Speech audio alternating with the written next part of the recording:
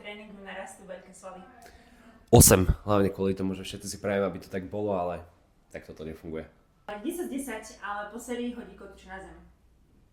Minus 300. Je 10 z 10, ale nefollowuje nás na sociálnych sieťach. 5, nie je to také hrozné. 10 z 10, ale po silovom tréningu nepije proteíny. 10, lebo určite myslí na stravu a doplňa to kvalitnými bielkovinami z iných zdrojov. Je 10 z 10, ale nenosí na tréning uterák. 8. Ešte nevie, že si ho u nás môže požičať. Je 10 z 10, ale nepozná Nelku. 10. Nie je to také hrozné a keď nám to spozná, tak bude vedieť, aké to je skvelé.